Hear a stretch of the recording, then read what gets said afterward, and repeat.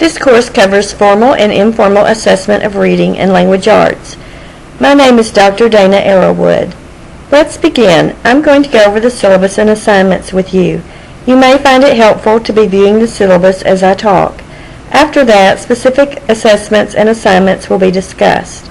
The focus of this course is assessment related to reading and other literacies. It will draw upon your prior knowledge from other literacy courses you have taken and experiences that you've had in the classroom. One of the first things you'll need to do for this course is to find 2 students to assess. You will be assessing these students in order to gain experience in administering and interpreting informal assessments. The first student should not have completed first grade yet. A beginning reader, either a first grader or kindergartner, is suitable for the first set of assessments. The second student you will need can be one who is in 2nd grade through 10th grade. Keep this in mind as we proceed through this overview. The first report covers emergent literacy. You will assess the beginning reader in order to complete this report. These assessments are inappropriate for students who are already able to read. This report is the only one that requires a beginning reader. Report 2 is over strategic knowledge and affective factors. For this report, you will administer surveys to the second student. This is the student who needs to be already reading. The list of surveys can be found in the syllabus. It may be that you continue assessing this particular student for the remainder of the reports. Report 3 covers word recognition, fluency, and spelling. You will administer these assessments to the second student who is reading. This may be the same student you assess for Report 2. The list of assessments can be found in the syllabus. Report 4 is the comprehension report. Again, the list of assessments can be found in the syllabus. You may continue assessing the student from Reports 2 and 3. These assessments are appropriate for a student who is able to read. Report 4 will be submitted in TK 20 for grading. It's important to note that the students assessed in Reports 2 through 4 may be the same. If for scheduling purposes you are unable to meet with and assess this student for these 3 reports, it's fine to locate another student to assess. The required books for this course include the McKenna and Stahl textbook, Assessment for Reading Instruction, 2nd edition, and the Informal Reading Inventory by Rowe and Burns. Running Records for Classroom Teachers by Maury Clay is optional. If you are experienced at taking running records, you may not need to buy the book. This class is divided into 5 weeks. The topics addressed include Introduction to Literacy Assessment, Emergent Literacy, Strategic Knowledge and Affective Factors, Word Recognition, Fluency, and Spelling, Informal Reading Inventories and Comprehension Assessments, Strategies for Reading Traditional and Internet Text, and Literacy Reports, Communicating Assessment Outcomes. Each week you will participate in the discussion board. Your first assignment is to share information about yourself with your instructor and classmates to help us get to know you. Some of the questions you might want to answer are, why did you choose to go into teaching? What kinds of experiences have you had in teaching?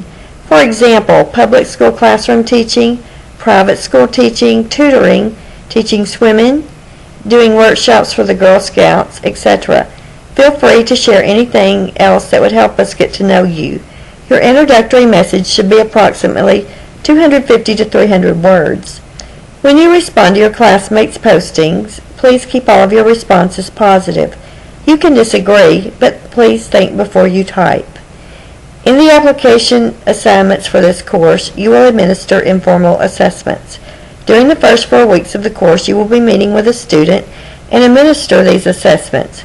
You will have a list of which assessments to administer for each particular week. This information is found in the syllabus. Try to stay on schedule. This is a fast-paced course, and you will have to be careful not to get behind.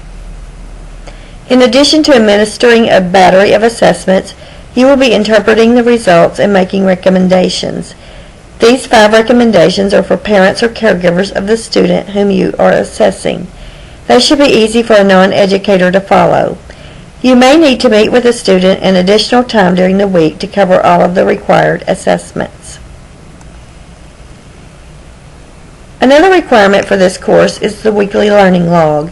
Each week you will submit a learning log that combines your assigned readings with your reflection on your assessment session.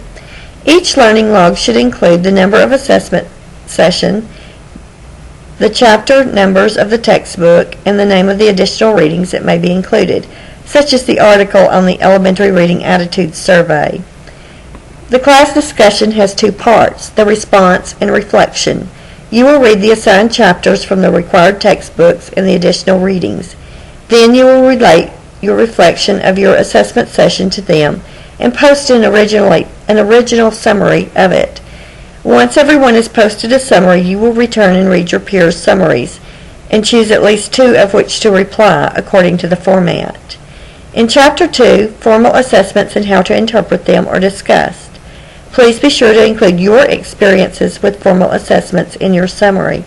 This chapter will be especially useful to you as you prepare to take your Reading Specialist, Texas, or Master Reading Teacher exam. Now to this week's content. In your readings for this week, you will read about formal and informal assessments. Formal assessments are standardized tests that are given under controlled conditions. This means the same type of conditions, or standard conditions, in order to compare groups with similar backgrounds. These include intelligence tests, achievement tests that can be norm-referenced, which compare performance of students to a group on which it was standardized, or criterion reference tests that measure a particular skill, and diagnostic tests that aim to determine a student's strengths and weaknesses. An example of a diagnostic test is the Woodcock Reading Mastery Test. One of the criticisms of formal assessments is that most are in a multiple choice format and the child might happen to guess the answer correctly. They are designed for reliability and validity. Informal assessments, on the other hand, are generally given by the teacher in the classroom setting. Each week you are assigned specific informal assessments to administer during your sessions. These assessments are to be administered, scored after the session, interpreted, and the outcomes written up for your report. These written reports will be submitted weekly. You will find a complete listing of the required assessments in the syllabus. Next, we are going to discuss the assessments that you will give during Week 1. The alphabetic recognition assessment is found in the Emergent Literacy chapter of your textbook. Recognizing the letters of the alphabet is an important prerequisite for reading. Be sure to read the instructions in the chapter and use the grid provided for you at the end of the chapter. The book handling knowledge assessment is administered to determine if the student is familiar with such things as where to start when reading a book and the directionality of print. You may encounter students who do not have access to books in their home. When this is the case, they may lack basic knowledge of book handling skills. These are important concepts for the emergent reader. You will also need to administer the Dictation for Phonological Awareness assessment. This assessment can also be found at the end of the chapter on emergent literacy. You should be aware that there are many adults and older students who are emergent readers. Do not assume that these assessments are useful only for younger students. For each student that you assess, you will need to have the parent or caregiver complete the parent survey. The information is gathered in this survey and it will assist you when making recommendations for the student. This information will go into the background section of each of your reports.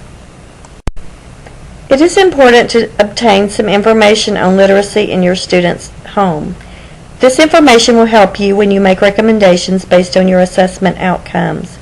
You will need to have the parent fill out the parent interview form. If you prefer, you can speak to the parent informally and gather this information. The information will be written up in the background section of your report. You will need to administer the parent interview to a parent or guardian of each student that you assess. The parent permission form is a very important document. You will need to get signed permission from the parent or guardian of each student that you assess to administer the assessments. You will then need to either scan the form or take a good digital photo of it in which the signature is legible. The digitized permission form must be inserted and present at the end of each report. In Week 1, the introduction is due on Wednesday, responses are due on Friday, replies are due Saturday, and the Emergent Literacy Report is due on Sunday. Please post any questions you may have on this week's discussion board. We are looking forward to working with you in this course